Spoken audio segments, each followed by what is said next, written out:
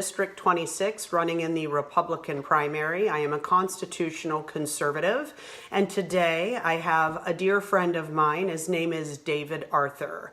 David has an incredible testimony to share with all of you, and this is very relevant as it relates to our current social circumstances. And there is a component to this, there's a huge component to this, that as your next state senator, we will have to address within the public school systems, within our public libraries, and really and truly the propaganda that's being pushed out from what we would consider the radical left in an effort to normalize things in culture and to normalize things specifically directed towards children that frankly are extremely dangerous. Now, people would consider David and I radicals, which we are not radicals. We just happen to stand and we are activists for causes that are righteous and that are just and things that really make sense in a world that doesn't make a whole lot of sense these days. So again, Melissa Ackison, Republican Senate candidate, conservative constitutionalist running in the upcoming primary on March 17th.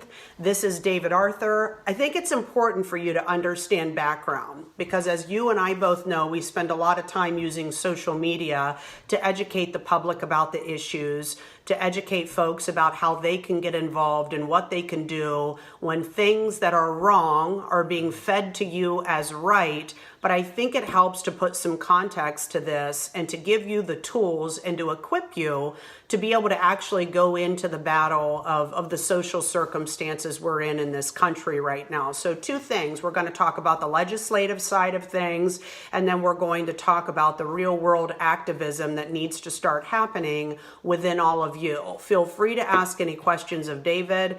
We certainly own our truth, and there's really nothing that you could surprise him with. So now I'm going to introduce David Arthur. I want him to go through his testimony, what led him to getting into the public school systems, to really forming a ministry around teaching people about the dangers of this transgender movement being placed into the public school systems and into society in general. Take it away, David. All right.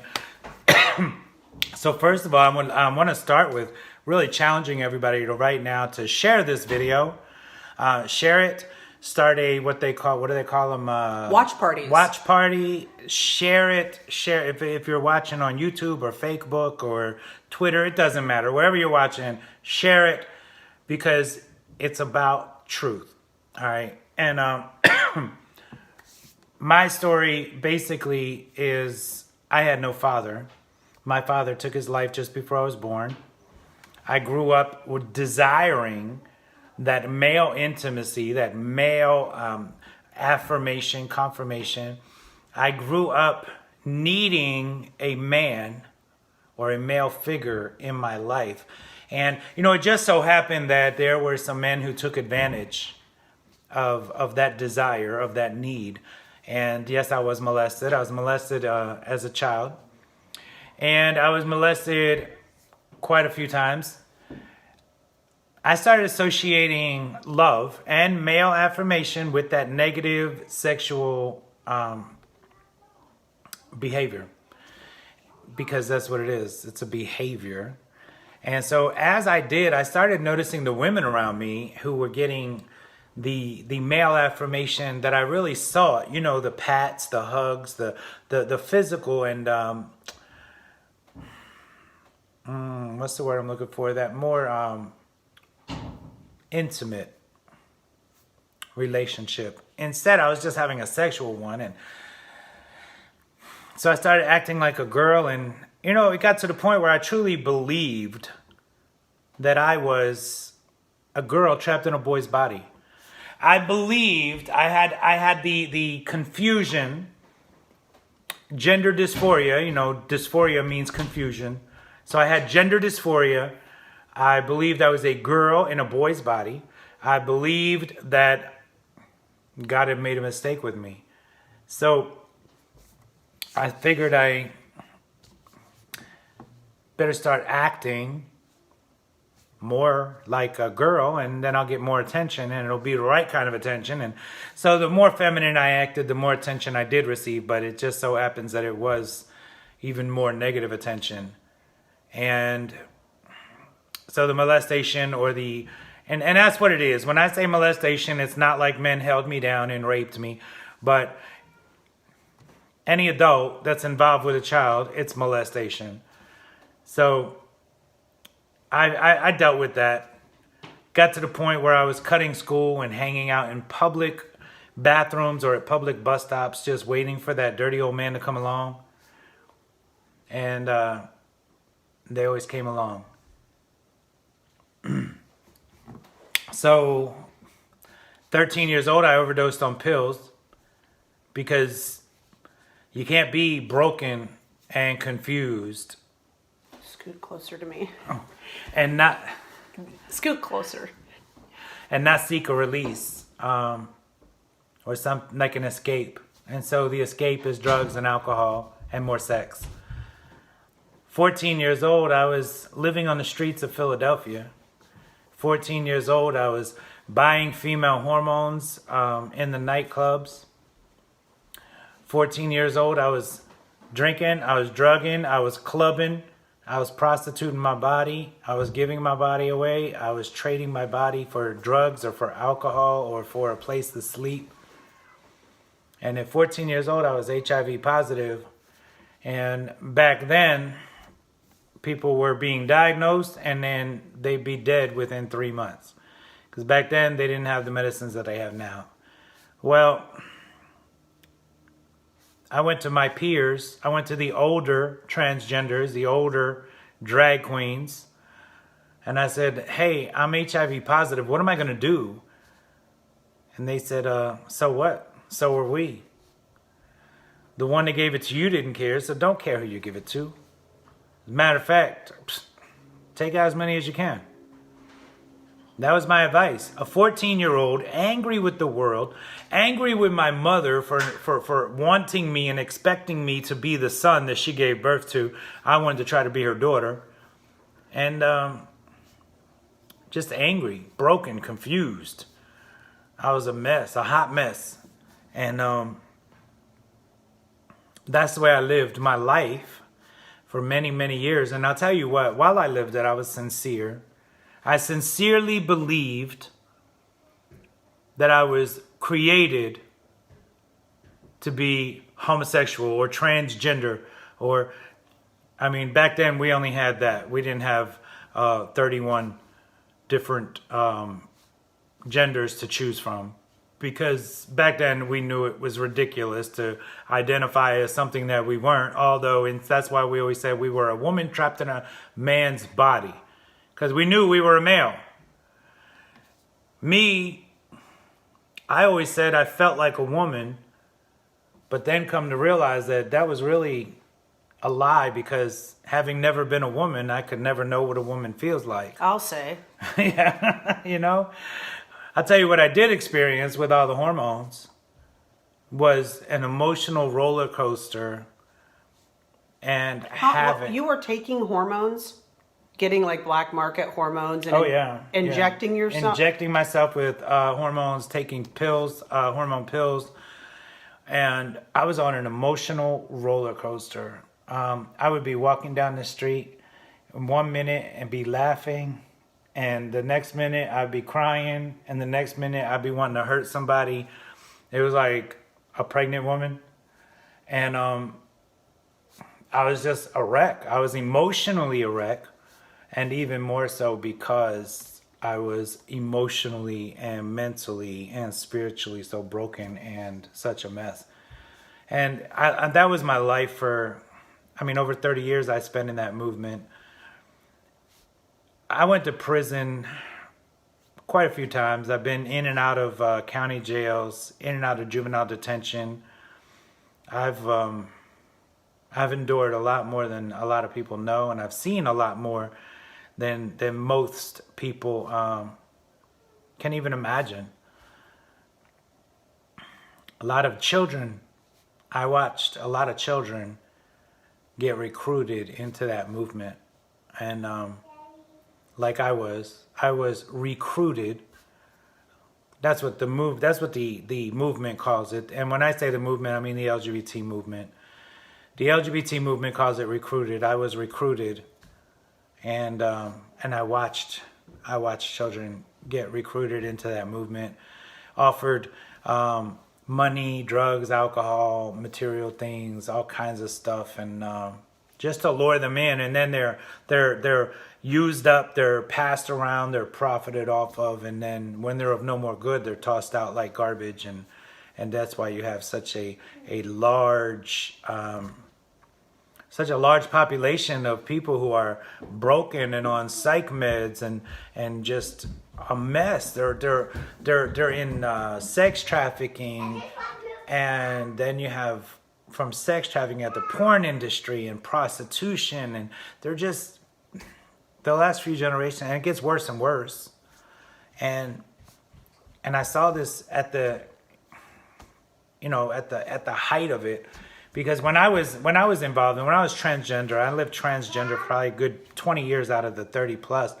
And when I was transgender, I started doing talk shows, Jerry Springer, Jenny Jones, all of the talk shows. And we just wanted to talk about it more and more and more and make it more known and better seen. And that was all part of the agenda.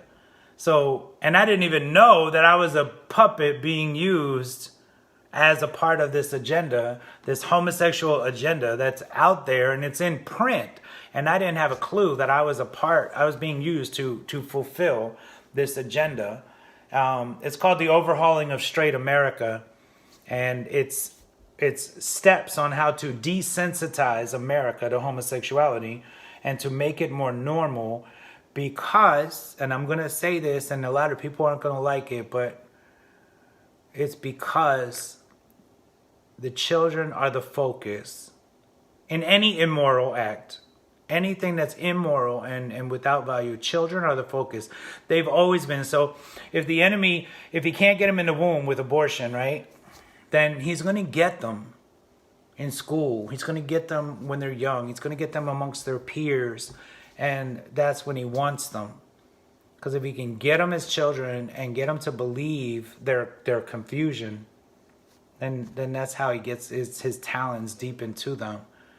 So my last time in prison was 2005. I got out 2006 actually, and it was a correctional officer, and he said to me, "Hey, what's your name?" And me, I said, "Paige." He was like, "No, Paige is a girl's name. What's the name your mama gave you?" And I was like, "David." And he was like, "Well, David, do you know God didn't create you to be this way?" And see, he said something that really touched me and meant something, because I had seen both extremes when I was in the world.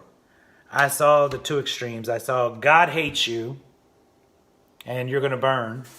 And then I saw, oh, it's okay, honey. God don't make no junk, and he made you that way. Well, I didn't want to know either one of them gods. I didn't want to know a God that hated me. And I definitely didn't want to know a God who made me confused and angry and hurting. So those two gods I didn't want to know. And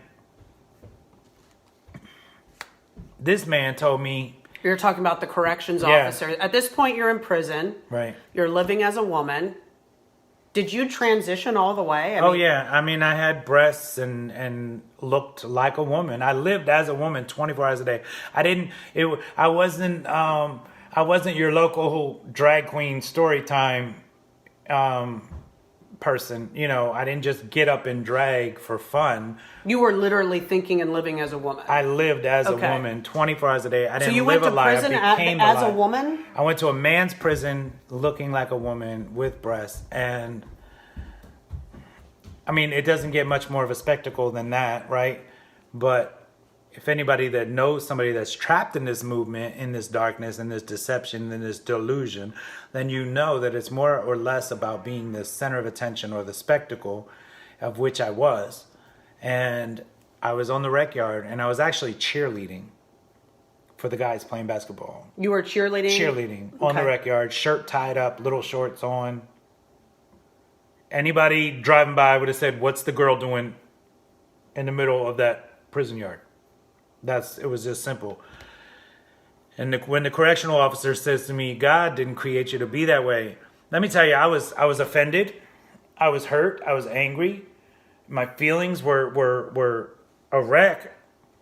And I'm thinking, he can't say that to me. You know, why would he say something so hurtful to me and hateful? But so arrogantly, I was like, hey, guess what? I do this well. So yeah, he did. And he said, no, God didn't even intend for you to look like that. And he said, I'm going to tell you this every day.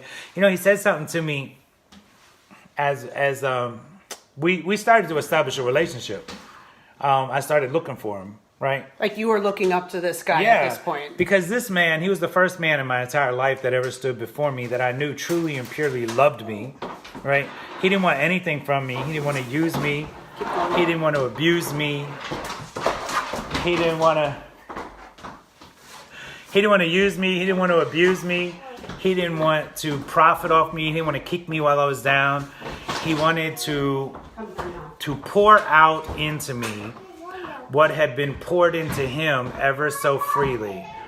And it was just so amazing because I received this truth that he had for me, and I accepted it, but I didn't believe it. Now, I may not have believed it, but I definitely accepted it. And I accepted it because of how he stepped to me. I accepted it because this man said to me, hey, look, this is not the way. But God loves you. And I started grasping this idea that this God could love me but not accept me, right? So I started accepting the idea of, hey, you know what? Maybe this man has something for me. And so I started looking for him on the compound, and he was just, and he wasn't beating me in the head with the Bible. He wasn't beating me in the head with scriptures. He would just talk to me and deal with me. He established a relationship, a friendship with me, and that's important. It's really important because no one is going to receive anything from us if we don't establish a relationship with them. So now I didn't get out of prison and become this man of God. I got out of prison, and like a dog, I returned to my vomit. What, like a dog, you return to your vomit? Yeah, okay, we'll have to use that one. I did, and then I started even selling dope and doing dope and gambling and a whole lot of other things. And then in 2008, I started having a lot of pain in my core, in my body core. And like everything hurt. It ached and then it just hurt. And I went to the doctor, and I was on HIV medication at the time. And I go to the doctor, and the doctor wants to do a bone density test, does a bone density test, and tells me I have osteoporosis. Was that from hormones? Yep. So female hormones gave you osteoporosis. Yep. So you have AIDS. Yep. Is it full-blown AIDS or HIV? Well, at the time, I was HIV. Okay. I did have opportunistic infections, so they would consider it AIDS, but not full-blown AIDS at that time, in 2008. And so I had chronic, it was very progressive osteoporosis too. I mean, I went from walking with a cane to walking with a walker, completely hunched over, couldn't stand up straight, and was on like Oxycontin, oxycodone, hydrocodone, morphine, all kinds of stuff to take the pain, the edge of the pain. And but even all the pain I was in and the misery I was in, and that I had to drag myself around on a walker, it still didn't stop me from wanting to go to the club and to the casino and to engage in activity with other men. The lust of my flesh had to be fulfilled because I was always seeking something. I was always constantly, for at that point, 30-something years, I was searching and seeking for something I just couldn't find. And there were times where I thought I found it, or I was getting close, and then it was just gone. And I never understood what it was till within the last few years.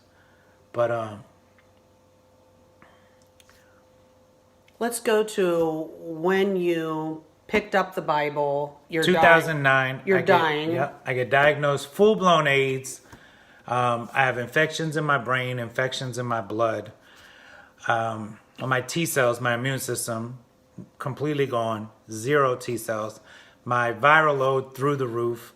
I have boils popping out all over my body from the infections, trying to fight their way out. Having mini strokes daily from the infections in my brain. And the doctor says, hey, guess what? You don't even have to take the HIV medicine anymore, David, because you won't survive. You probably won't make it 3 months. So they put hospice in place, put a hospital bed in my home, and sent me home to die.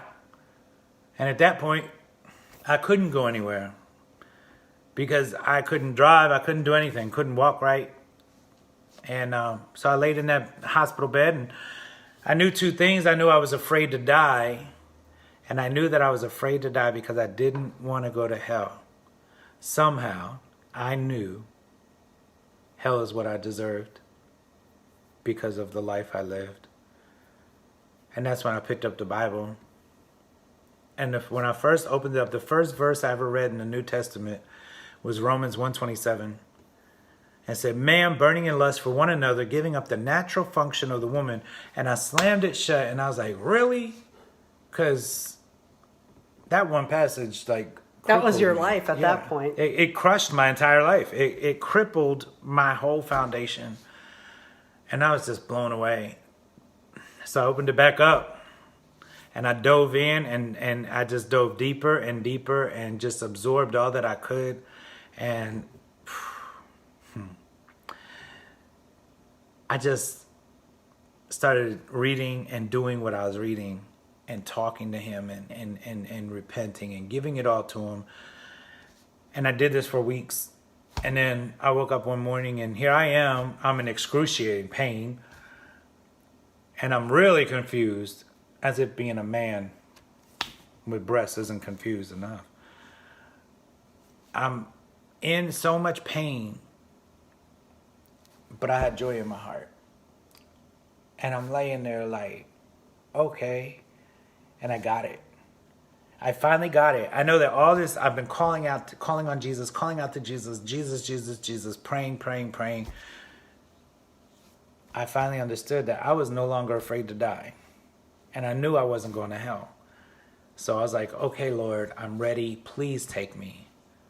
Please take me, because I don't want to be here. I don't want to look like this. I don't want to feel like this. I don't want to be like this.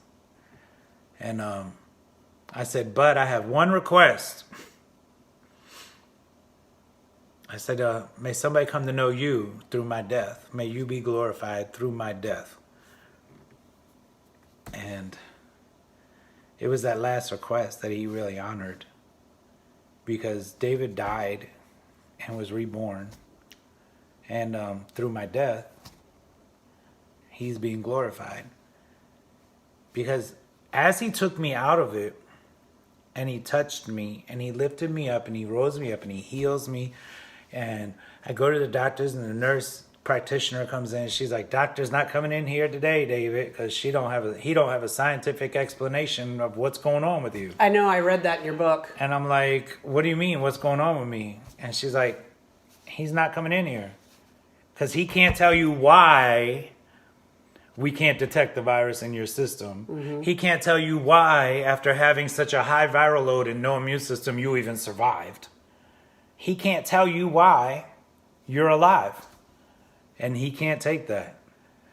I was like, okay, I'll take that. You know, I don't care. At that very moment, though, you could have given me stage 4 cancer, could have given me full-blown AIDS, could have taken a limb, MS, anything.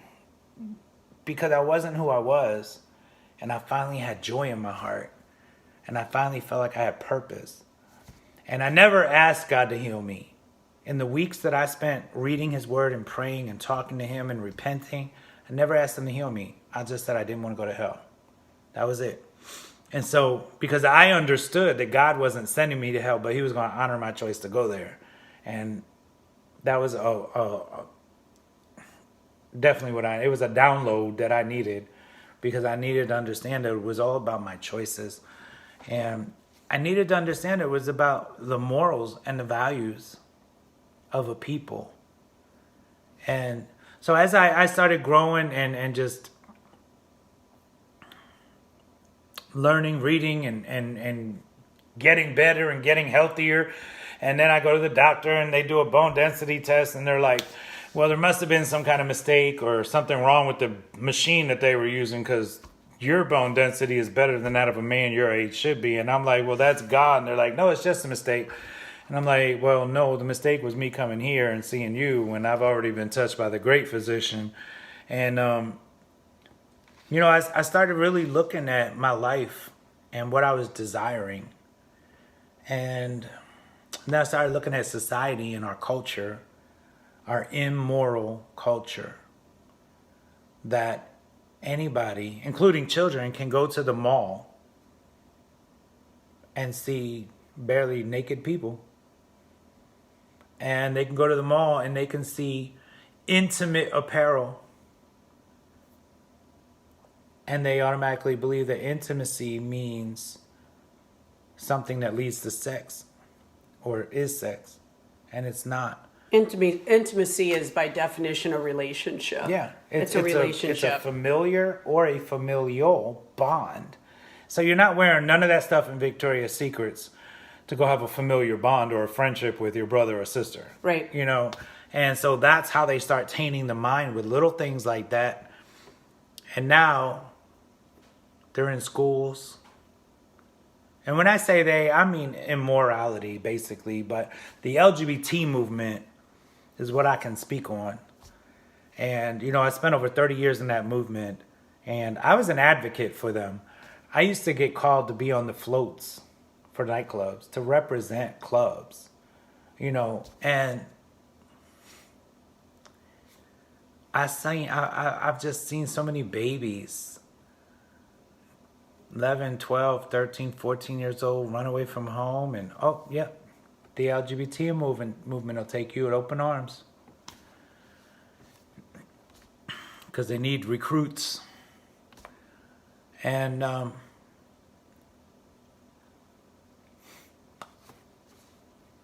I don't hate anybody. I love everybody. I go to the LGBT pride parades and they embrace me.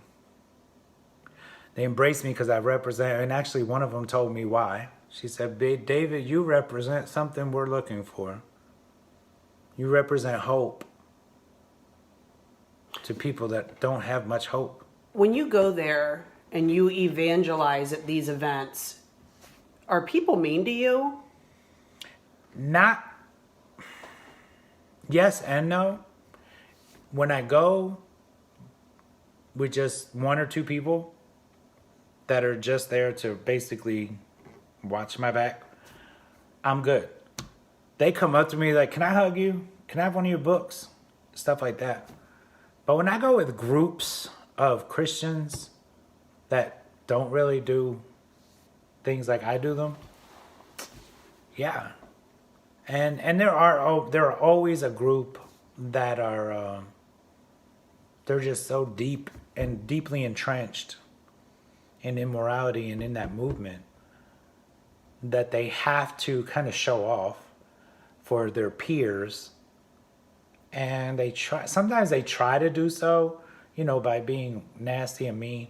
They really don't much do it to me. And it's probably because I remind them, I'm like, hey, the old me is still in there and my battle game is not to be toyed with. Just gonna let you know. And they walk away, because they relate, But most of the time when I talk to them, I'm just telling them about them and their lives by telling them about me and my life. And so I'm not taking my Bible with me and going out there and beating them in the head with scripture. I'm going out there to give them my testimony and tell them all about me. And in doing so, they're hearing all about them, you know. So even when I just went into the high school in Columbus last week, one of the girls came up to me at the end of the class. She's like, "You don't know how spot on you are. You don't know how right you are right now, Mr. David." And I said, "What do you mean?" She says, "I was raped. I was molested." She said, and I got to a point when I was 14 years old, I got to the point where I had many choices to escape from that hurt, from that broken. And one of them was to be with girls, be a lesbian. Another voice that was whispered into her head was just be promiscuous. You know, she chose drugs, but she recognizes it, you know, and now she's not on drugs, and she's recovered, and she's healing. And so she gave me a big hug, and she was like, "Please keep talking about it." Even the boys in the school, they said, "Hey, wish more adults would stand up and do what you're doing. I wish our own teachers would be honest with us about how they feel." That's kind of what I want to talk about today, because there is a relationship, but I think that your story was important. I think it's important that people know that you lived as a transgender woman. I think it's important that people know, you know, that you lived for 30 years in that life of sin. I think it's great, and it's important for people to know that there is redemption. And I think when we talk about the role of this as it relates to legislative initiatives, it's very important. You've been able to do something that's very rare. So when we talk about the truths of whatever sinful, you know, legislative initiative that's been thrust upon the United States of America, or thrust, you know, through politicians upon the people. I mean, I tell my story about the abolitionist movement. When I talk about a constitutional conservative, I talk about the fact that I'm not happy regulating infant death and regulating baby death. I don't want to regulate death. I want to abolish abortion. Amen. I'm somebody who went through an abortion at 16 years old. Metal instruments of death and vacuum suction and having your uterus dilated for a child to be sucked out is not women's health care. But the school systems, society, the belief, the propaganda that goes along with it, the politicians refer to this as women's health care, women's choice. That's not what it is. Just like human trafficking. It is called human trafficking to lessen it, but it is child sex, slavery. Yeah. And that's really what the name of it should be called. So when you go into the public schools, one of the things that you've been able to do is, I don't want to use the word infiltrate, but you've been able to get into the public schools. Infiltrate could be used. Well, yeah, because we found a loophole. You found a loophole, so now you're going into the public school systems. You're going into these radical political science classes, and because you are considered radical based on the way that you speak, you're now able to talk to these kids who are living in a life of confusion, who are having curriculum crammed down their throats, who are having these images as being acceptable, society accepting. And what we have to remind people of is, if the government defined what is morally acceptable, they don't ever allow the government to define what's morally acceptable. Amen. Keep in mind that African American men and women were used as test subjects for syphilis. They were literally used as test subjects, and this was after slavery, and they were injecting them with chemicals, knowingly putting chemicals to give them syphilis. We have to remember that slavery was once legalized here in the United States of America, and there are many politicians in government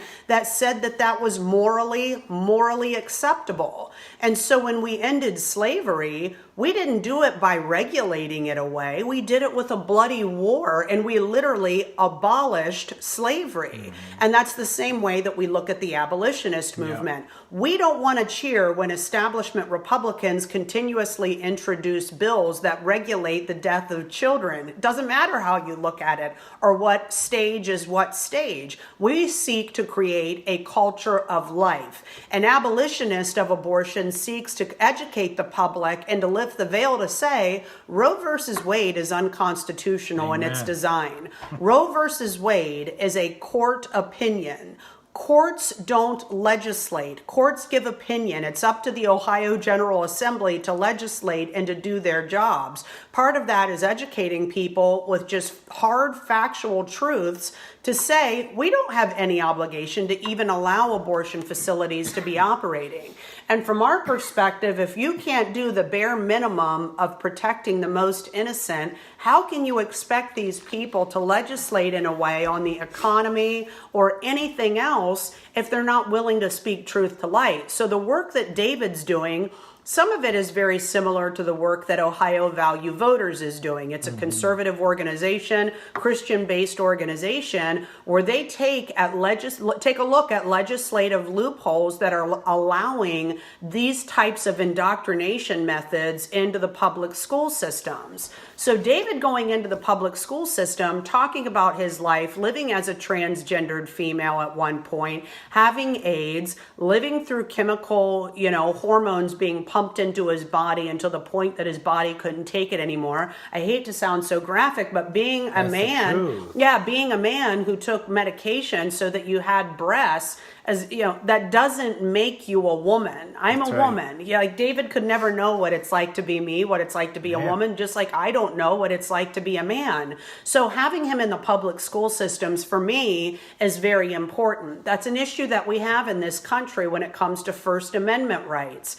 We have a radical leftist ideal that is simply okay to come into the public school systems and start the introduction of ideology that, quite frankly, is dangerous and harmful to children. Some of you know, and David and I were friends during this time. Some of you remember, you might be familiar with just a couple of weeks ago, along with Ohio Value Voters, I was down on the Senate floor and I was testifying in support of Senate Bill 187. If you'll remember, Senate Bill 187 was spawned as a result of the undercover drag child, prepubescent child, being dressed as a female. He was 8 and 9 years old, being dressed as a female, wearing high heels, wearing makeup, wearing wigs, and dancing in nightclubs at all hours of the night.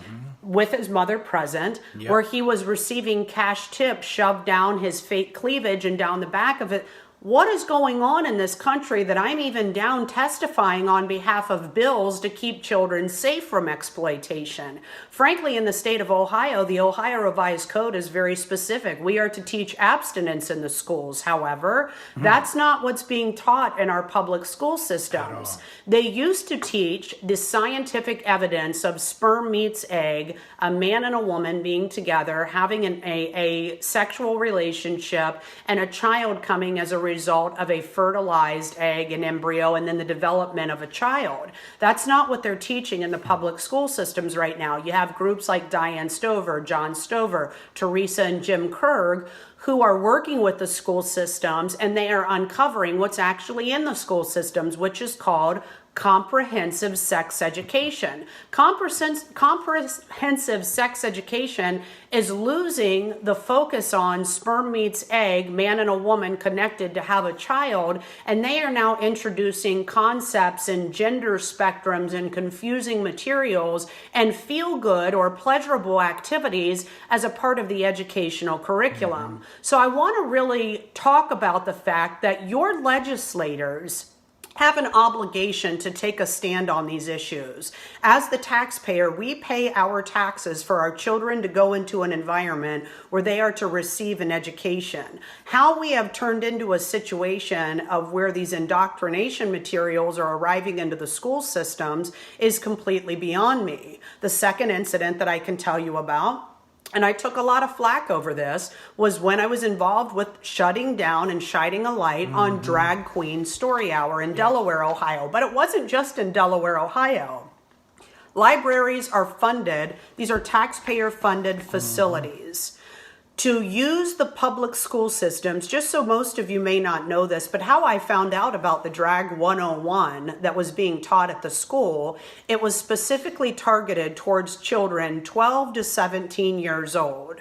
The mother that contacted me and the pastors who contacted me and the parents who contacted me, their children came home with their backpacks, and in that backpack was a flyer for the summer reading series program featuring Drag 101 targeted towards children 12 to 17 with a specific emphasis that adults were not welcome. Yep. Now, when we're using the public school systems to push this type of ideology to children without parental consent, that's a problem. Now, luckily, we were able to send it up the flagpole and we were able to get it shut down. But these things didn't come without major retribution. I personally had death threats. My house was under watch by the Union County Sheriff from the multitude of death threats that came in. I had people threatening to protest me at events anywhere that I would show up. I had people contacting my donors, threatening their businesses for donating to my campaign. I was literally harassed and threatened over this, but it is your job as a legislator and for me as your next state senator to address these types of issues because it's not acceptable. I want to give you a couple of examples of some things that are being taught in the public school system. And who better, by the way, to address the issue of women's health, which is baby murder, women's health, than a woman who actually lived through a first trimester abortion at 16 years old. There's nothing that you can tell me any different than from what I already know happens inside the four walls of a Planned Parenthood, and it has nothing to do with women's health. Just as I believe folks like David are very, very useful as a helpmate, I guess, but as someone to go into the school systems and to tell truth to light of what happened to him when he pumped his body full of female hormones, when he was diagnosed with AIDS, what the reckless lifestyle and the pleasurable activities did to his life. And so I think as a society, whether we want to talk about this stuff or not, we are at a point now where we have to talk about these things because it's here, it's in our faces. Frankly, many of the churches are asleep. I don't know if people are not aware of how serious this is or if they're afraid of the retribution. But I want David to talk about what he's been able to do as recent as last week or a couple weeks ago. He was in the Worthington school systems meeting with high school students and giving them a perspective that's different than what they were receiving just the week prior. Why don't you start off by telling them who was in the school system working with the kids the week prior before you came in? Oh, so the blessing is I go in last Tuesday, and I find out that Monday there was an old friend of yours, Kyle West, who goes by the stage name Selena T. West. This was the person that they chose to come in and teach children ages 12 to 17 of how to wear their makeup, how to do their hair, and this was a class taught to boys. Now, thankful Speaker Householder was one of the only legislators in the state of Ohio who actually stood with me and put out a press release saying absolutely not. We are supposed to be good stewards of the taxpayers' money, and having a Drag 101 class integrated into the summer reading series has nothing to do with summer reading, and it's inappropriate. The nature of this is inappropriate to minor age children. But go ahead. So I saw the name Selena T. West still on the blackboard, and so I basically went ahead and did everything that I normally do, which is really give testimony. And then they start asking questions like, "Well, you're not sick anymore. What happened?" I'm like, "Jesus," and and they're like, "Well, you're not transgender anymore. What happened?" Jesus, and that's how it goes. But they listen. And this class was, these 4 classes this year were phenomenal. I've never seen children in the class be so attentive and so in agreement with what's right, but nobody's talking to the kids. Like you have to have these conversations because it's hitting them everywhere in society. I mean, let's show this as an example. This one? Well, not that one, but I think this one's important. When we look at National Geographic's cover, the person of the year and what 2017. the topics discussed in the National Geographic magazine, and this isn't unique. I mean, this is advertised in tons of worldwide publications and throughout the U.S. And it's the special issue is written about the gender revolution, talks about how the work is being done in the public school systems, talks about the hormone replacement therapy. So there's definitely, I hate to call it an agenda, but there's definitely an agenda. There is an agenda To normalize if you read this. what they published about the little boy. This is a boy, by the way. All right. So the little boy that they exploited and put on the cover of their magazine said, the best thing about being a girl is now I don't have to pretend to be a boy. Okay. Children have been pretending to be cowboys and Indians and astronauts and cops and robbers forever. But when they come in the house and sit down, they know they're not an astronaut. They're not an Indian chief. They're not an alien. They're not all these things they pretend to be. And so now we've allowed them to pretend themselves into a false reality. To the point of medicating them. Yeah. I mean, there are legislative initiatives and people who want to stop folks like us from telling the truth of what happened to his body as a result of injecting hormones. Living with breasts, believing he was a woman when he wasn't. Nobody's talking about the clinical side of this. There certainly are some psychologists who are talking about the damaging effects, but when you come out and you talk about the truth of these things, just like me as a post-abortive woman, and David as someone who believed he was a woman, and was living with AIDS. When you talk about the true impact of what happened to my life as a result of the first trimester abortion, the true impact of what happened to his life as a result of living this way, we're somehow labeled as racists, or we are bigots, or we're disgusting, or we're wrong. No, we're trying to tell you from our life's experiences that there is consequence to these types of decisions and the dangers that go along with them. So who better to be in the public school system than someone like David? When we go to, I have friends who have went through different Alcohol Anonymous programs. When they're in there speaking about their disease and being an alcoholic, who better than to have someone who was living in a cardboard box and used to have a very stable life, but no longer has that because they turned their life over to alcohol. You want people who have lived through something like this, and you have to make these kind of connections and sometimes have these uncomfortable conversations, because truth can be uncomfortable sometimes. But go back to your, what you were doing in the schools. And so I just, look, these kids were coming up to me saying, thank you.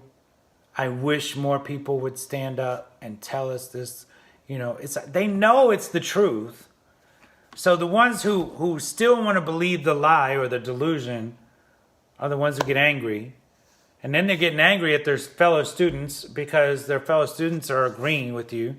And, last year, what stands out to me is what I see in society everywhere I go, is when I went into this one class, I said, anybody have questions? Just raise your hand. And I say this over and over every 10, 15 minutes. And it's like a 35-minute class. There's a transgender boy sitting right in the class. He's a boy, wanted to be a girl. He was locked in on me. He was listening. His mouth was wide open. He's in awe. He can't believe I'm telling him all about him by telling him all about me. And he starts crying. And then he starts bawling his eyes out. And he runs out of the class. And as soon as the door shuts, 12 hands go up. Yeah, they were afraid to ask questions. I said, now you have questions? Now you have a question? You should have asked the question when he was sitting there. Put your hands down. Now I'm not taking questions. And the girl says, well, wait a minute. Well, we love him. I thought, oh, you don't love him. Because if you loved him, you would tell him the truth. You would address this stuff in front of him. You would tell him, look, I love you, but I'm not comfortable with you doing this.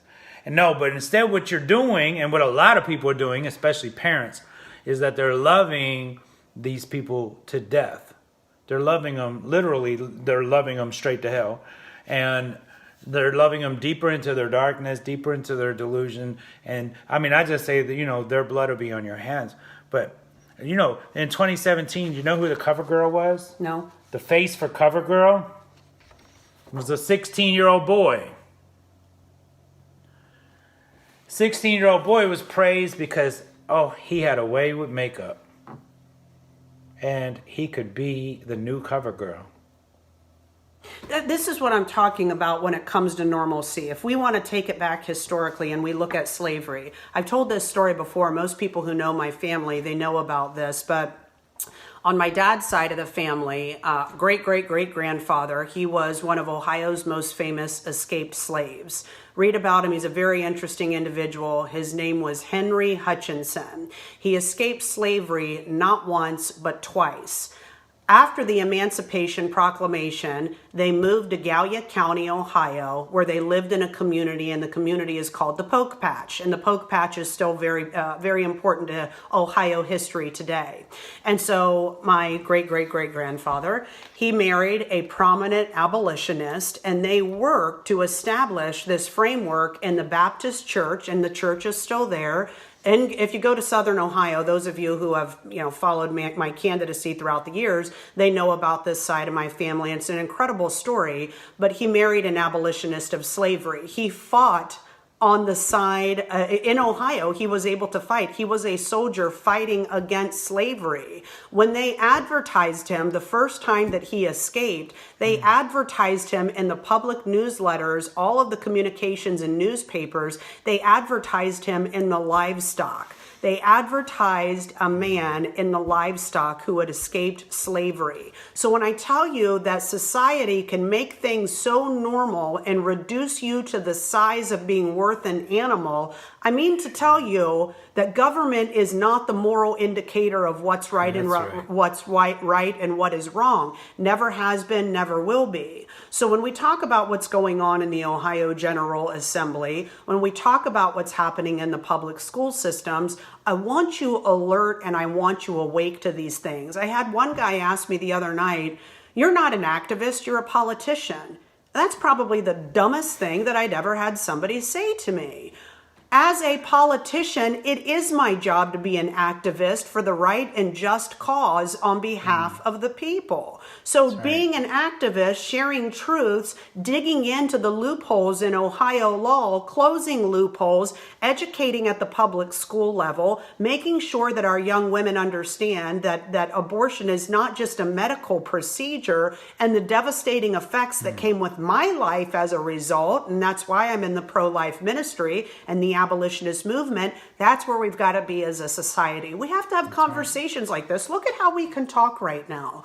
This is what all legislators should be doing. They should be turning on their social media, talking about the uncomfortable issues. Of course, we know that Ohio is the most overregulated, ranking number 4 in the United States, and there's things we can do to create a healthier climate for our business owners. I talk about those things. I talk about the taxation system and what it's doing to our businesses. I talk about natural gas. I talk about windmills being an effective energy. But there is a societal component of this that's incredibly important that we have to address. I'm a huge advocate for homeschool. But when I'm down in the Ohio General Assembly, I certainly can't be at home homeschooling my children. So I want to make sure that the education they are receiving is free from indoctrination. Yeah. And that's really why we wanted to have this conversation. We can't abandon the public school system, whether we promote homeschool or not. I'm a big homeschool advocate. Could even probably drop some guilt bombs on people and make them rip their kids out of school and never send them back. But that doesn't mean that we abandon the public school system, because there's always going to be people including teachers and principals and nurses and all that in the public school system that need that need somebody to come and look out for them, that need people who are going to say, hey, guess what? This is wrong and we got to make this right. And, so when I get to go into the public school system, and it's not often, okay, definitely should be a whole lot more than it is. And you have to fight to get in. Do I ever? But so I get to go in the day after they have drag queen Selena West, and he left his name on the blackboard, Selena West, yeah. And so it was a blessing for me, though, because they had met him the day before, and they met Kyle, and he was, all glitz and glamour, and it was fabulous and fantastic. So, but if you look at Kyle's social media, you see somebody in underwear, in panties, in G-strings, dressed like a prostitute, and saying it's going to be a hooker tonight. I'm going to turn these tricks. Foul language. I mean, everything that you don't want your child to emulate or to follow is exactly what this man, Kyle West, stands for. And that's what his social media says about him. So I was able to say, and this was the blessing. That is a blessing. The blessing was to point up at the board and say, oh, and let me tell you guys about Kyle. And they all looked and said, who? I said, oh, you met him as Selena. Yeah, he was Selena when he came in here yesterday, wasn't he? And they were looking at me like, wow, okay. I said, but his name is Kyle. His name is Kyle West. I says, and let me tell you about Kyle. I said, you see, a lot of you, there's some of you that don't believe that I chose to be a homosexual or that I chose transgenderism. The same way we choose. And I'm not saying it's a choice as in do I want fluffernutter or banana cream pie with my peanut butter, right? I'm saying it's a choice as in is it a learned behavior. And so if it was in my school, I would have chosen it. And that's why a lot of kids are choosing it now more than ever. So I said, do you guys know that Kyle, he was molested too? And they looked at me. I said, oh yeah, Kyle's broken. Kyle was molested as a child. He's broken. He's hurting. He's angry. And he's searching for the same thing I was searching for.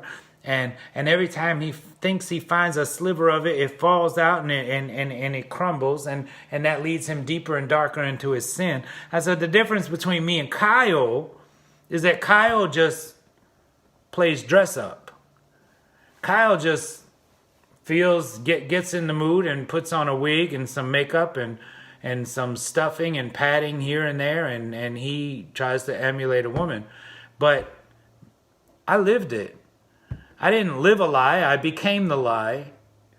I was the 24 hours out there as a woman. And so there's the difference. But what they were able to see in that classroom was that there was the same factors with the abuse, immoral choices, and immoral behavior. Yeah. And that's what they saw. And one person glamorized it. Yep. One person glamorized it and came in dressed with the ball gown and the hair and the makeup and the heels, but forgot to mention the pain and the hurt and the sexual abuse and everything. He didn't forget. He just didn't tell it. He didn't want that to be known because then they wouldn't believe him. They wouldn't believe him. And so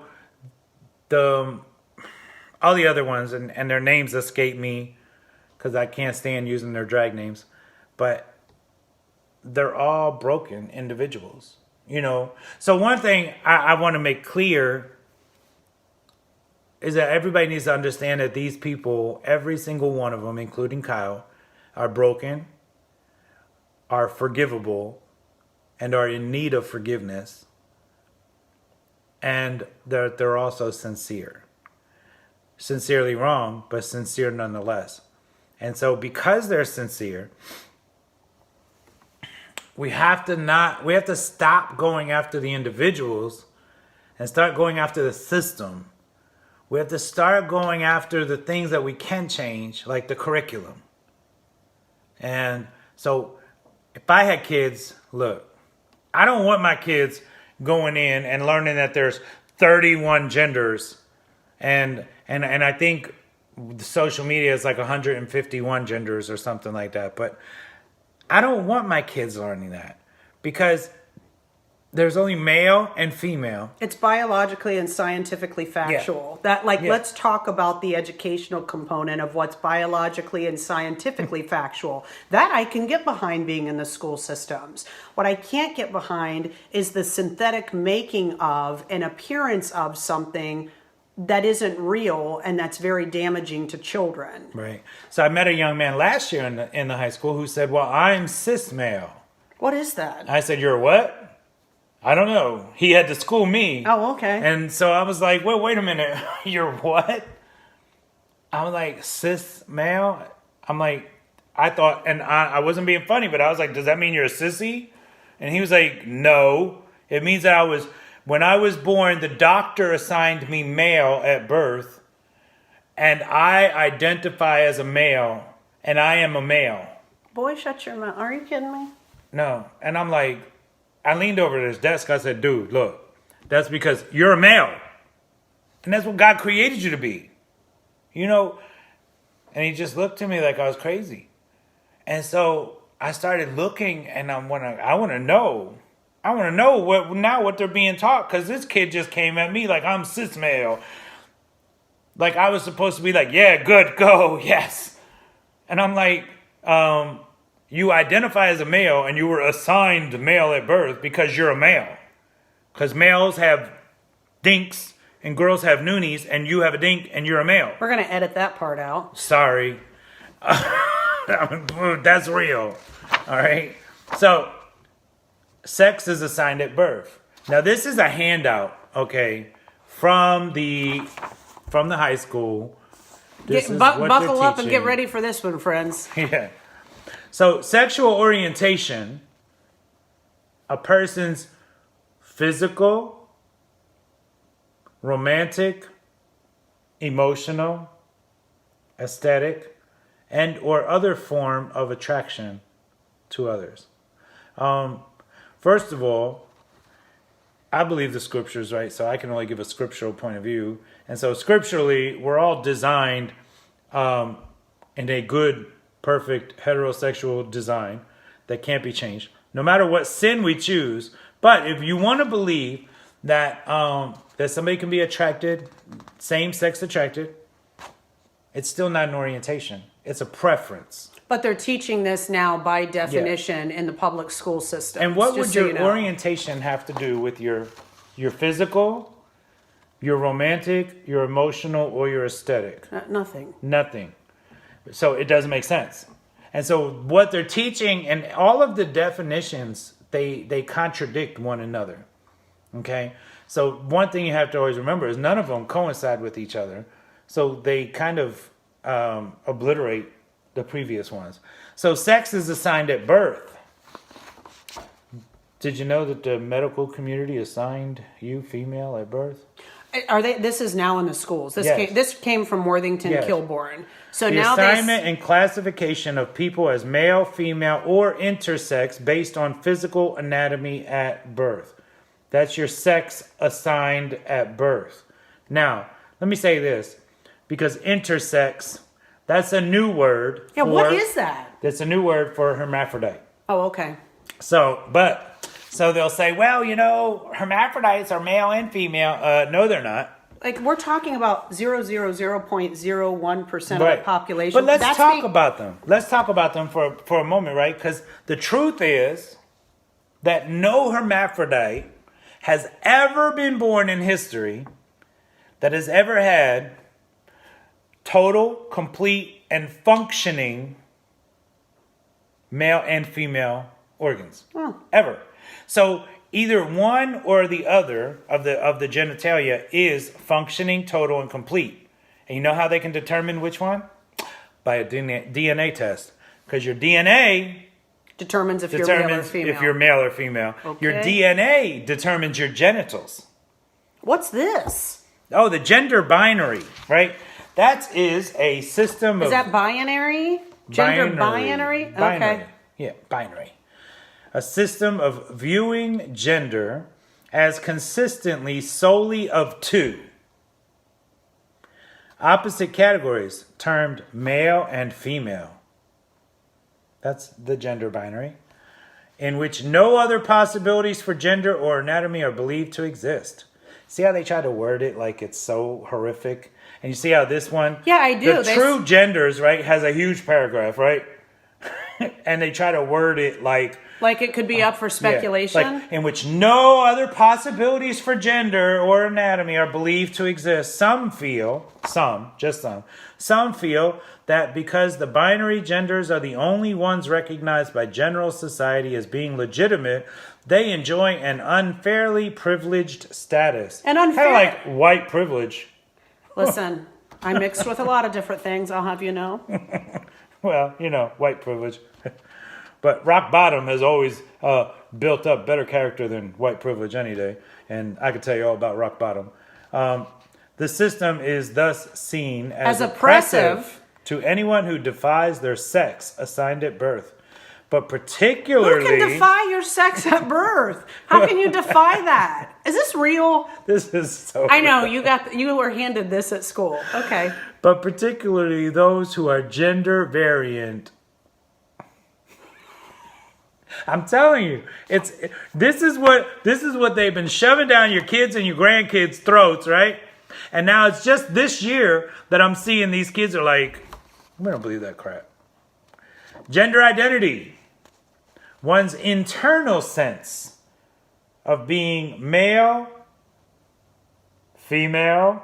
Like, we would think I was going to say male or female. Wait, keep going. But no, I'm not saying male or female. I already read ahead. One's internal sense of being male, female, neither of these, both, or other genders. No, come on, guys. This isn't funny. I know we're laughing because we're friends and we're ridiculous. But this I'm stuff, laughing because I want people to realize just how ridiculous it is. they're putting this in the public school systems as though DNA can be argued with. Look, if Bruce Jenner dies, right? And they bury him, and they dig him up in 300 years, guess what they found? His bones will indicate that he was a man. Yeah. So we've seen anthropologists, or whatever they're called, the ones that dig up dead people for archaeologists, yeah, them people. We've seen them for hundreds and hundreds of years, right? They've always found the remains of a male or the remains of a female. They've never found the remains of a binary gender, cisgender, trigender, gender fluid. They've never found. Why would they teach this in the schools? Is anyone with us on this? This is not. Why would they be teaching this in the public school system? Why would anyone want their child to learn this? Here you go. Gender expression. The physical manifestation of one's gender identity through clothing, hairstyle, voice, Mine's deep. body shape. I don't even know what that has to do with it. Me neither. Typically referred to as masculine or feminine. See, that's where they tried to throw in masculine, feminine, and kind of like deter you away from it, right? With so the who's wording. teaching this? Is it who gave you this when you were in Worthington schools? This is what they're teaching the children, the definitions of the genders. Okay, back to new learnings. What else is here? But I want to look at masculine and feminine, right? Because masculine doesn't mean like, scratching yourself or belching or hoorah football. That's macho, right? So masculine, the original definition, Webster's 1828, says that masculine is void of feminine or soft